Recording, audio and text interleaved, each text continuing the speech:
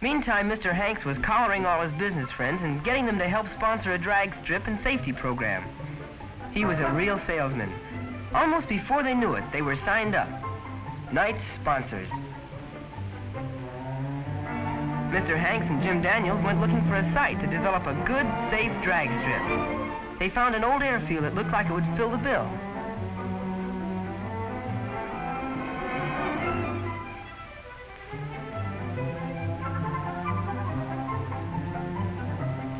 It didn't take long to get the strip ready, and when the Knights staged their grand opening and their first-time trials in drag races, they were really on their way.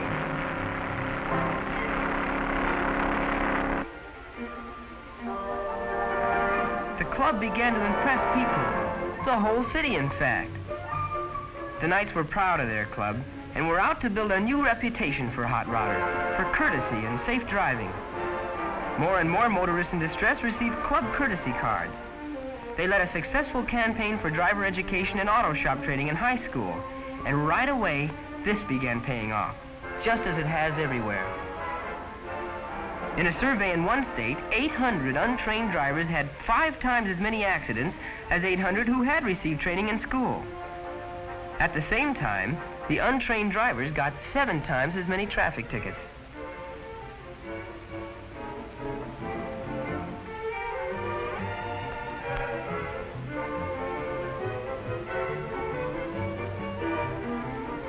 Believe it or not, teenage drivers who are trained in school courses have a lot fewer accidents and get a whole lot less tickets than adult drivers. The driving teachers say that the students really go for it. Driving class is one they never miss.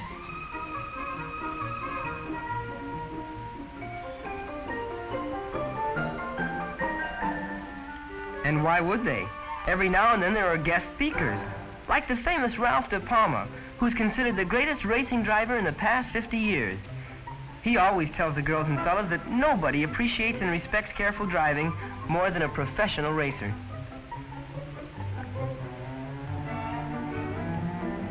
Well, sure, all that safety stuff was fine, I told him. Sounded good. But speed was my meat. A good fast mill and a tire-burning takeoff. The Knights go for speed too, Walt said. And then he asked if I'd like to bring my job out to the drag strip Sunday and try it out against some of their wagons. This was what I'd been waiting for. Walt had himself a deal.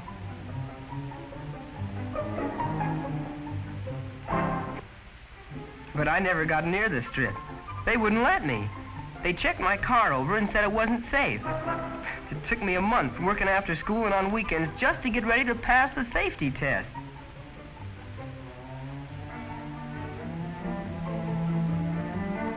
So I was finally going to get my chance. While we were waiting for them to qualify my car, Walt showed me around, explaining how a properly run drag strip operates. There are classifications for all kinds of hot rods, but the main one is the ratio of weight to piston displacement. This determines the basic engine class.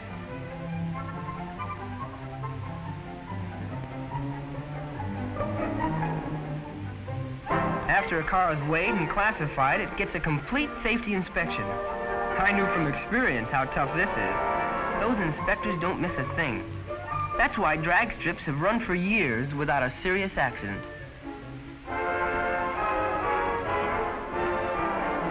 When it's been classified and inspected for safety, a car is ready to run. It gets an official number.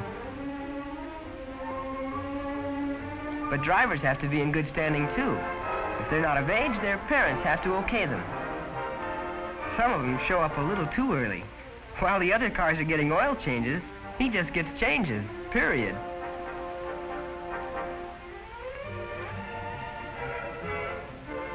One of the cars, named the Bean Bandit, held a strip record from a standing start to 142 miles an hour in 1/4 of a mile. You'd be surprised at the number of girls who enter these drags. Not just driving either. They know what's under the hood because they put it there themselves. Yeah, the drag strip was like a circus or a miniature Indianapolis. Hundreds of people were there from town to watch. A real big professional deal.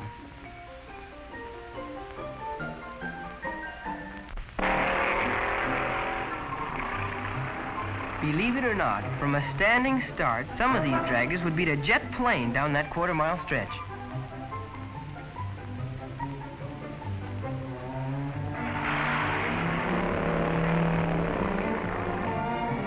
just about as many ideas in rebuilt bodies and chassis as there were in high-efficiency motors. It may be a man's world, but you'd never know it on that drag strip. The girls didn't ask any special deal either. They went right out and ran against the men. Did fine, too. They won their share of places.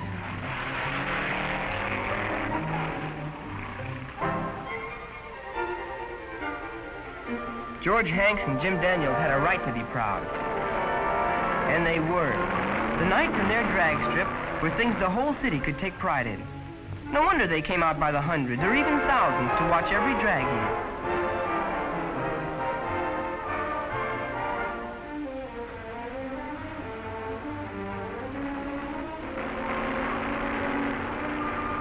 Then Walt pointed out a man at the refreshment counter. His name was Phillips, a top designing engineer from Detroit. Did you know that a whole lot of the engine ideas in new cars were first tested and proved on drag strips and dry lakes? Things like dual exhaust, dual carburetors, and high compression heads. Phillips was there to watch for applications his company could use. You know, by the time they called my number, I'd become so interested I almost forgot what I was there for. But this was my chance to show them. I didn't have any doubt about breaking the record. The only question I had was, by how much?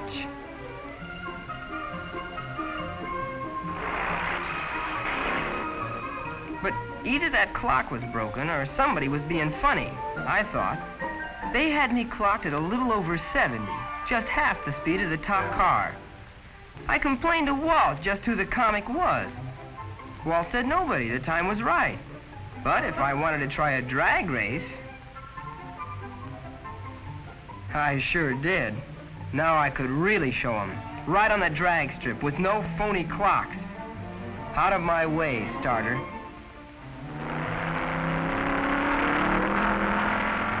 Yeah, I showed them all right. I had the coldest hot rod on the strip. I was left so far back I could have been driving Jack Benny's Maxwell. Obviously, I had a lot to learn from these squares.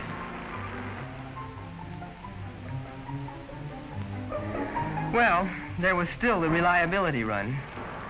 You'd think by now I'd have had better sense than to go through with it, but I didn't. And I learned another lesson. I couldn't even finish. My radiator boiled over and I ran out of gas. And I was going to teach them about hot rods.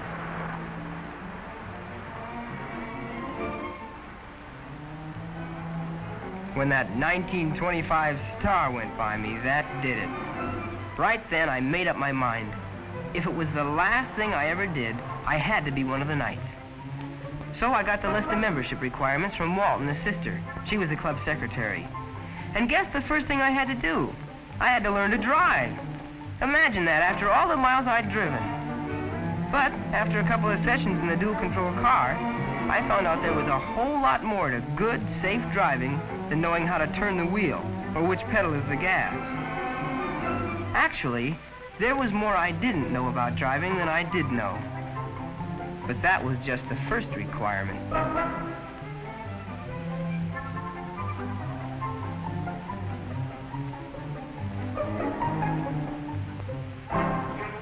Next thing on the list was to go 6 months without a citation or even a warning. That was really tough at first, but I made it.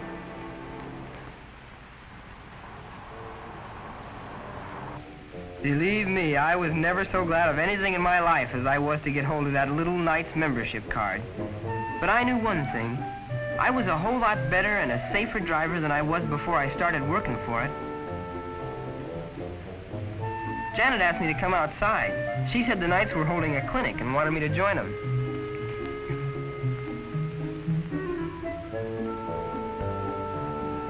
And that's when I found out how little I actually did know about souping up an engine. The Knights were holding a clinic, all right, on my car.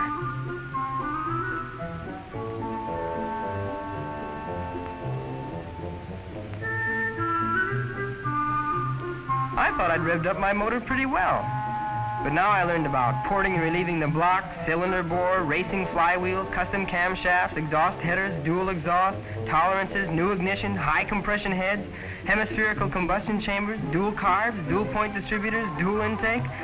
Well, I needed a mechanic's dictionary to even follow what they were talking about.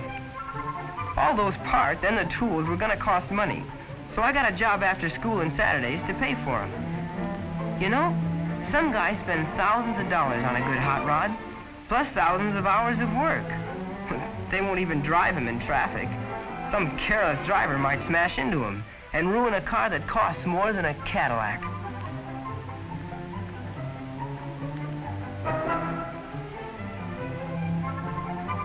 While I was getting the money together, I read every book on mechanics I could get. I got a few ideas, too, about carburetors mostly.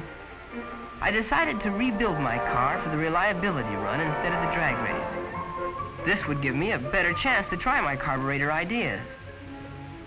And you know something? My ideas paid off, too. It took me a few months, but I finally won a 3rd place for reliability. But I got a real surprise when they started giving out the trophies. How? Well, the city merchants had awarded a trip to the Memorial Day race at Indianapolis to the boy. The club voted most deserving. And guess who the Knights elected? Me, Bill Bowers, the ex-ticket champ. How about that? Then Mr. Phillips, you know, the Detroit engineer, came over and wanted to look at my carburetor. He asked if I'd be interested in a scholarship for their factory school to study mechanical engineering. They've given a lot of scholarships to fellas in hot rod clubs, and a lot of them became top mechanics and designers.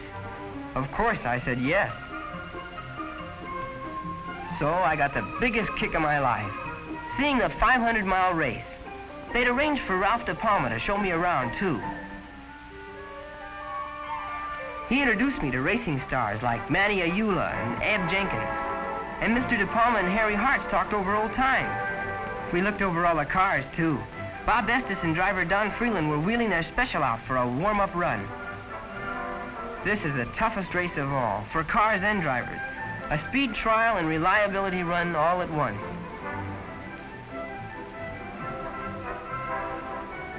What a kick, meeting famous guys like Duke Neyland and Roger Ward. And they told me they all considered Ralph De Palma the greatest driver in Indianapolis history.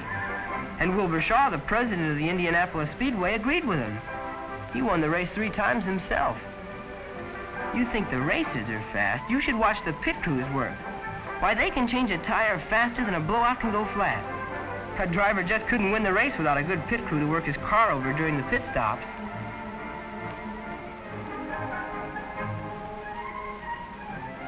Then, on the morning of Memorial Day, the big race started. I think there were about 200,000 people watching, the biggest crowd for any sports event in the country. And get this, out of the 33 cars, 9 of them were driven by ex-hot rodders, members of clubs like the Knights. The winner drove the 500 miles in less than 4 hours. That means an average of better than 125. Yeah, like I said, it was the biggest kick I ever had. Hard to realize I was actually sitting there, watching the biggest race in the world.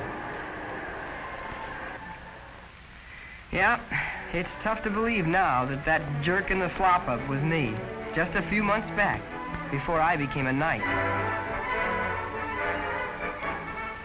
You see, the reckless kid and an old clunker like that one is not a hot rodder at all. He's a square and a shot rod. Real hot rodders in organized clubs and timing associations all over the country have taken what used to be a hazard and turned it into a real hobby. And a genuine benefit to their communities. Not just through safe driving and driver education either. They've raised thousands of dollars for charity, conducted blood drives for the Red Cross, and developed top mechanics and designers for automobile manufacturers, as well as testing and proving ideas that have produced better, safer cars for everybody. So that's the real story of the cool hot rod. The one-time hazard that has become a brand new, safe, progressive American hobby.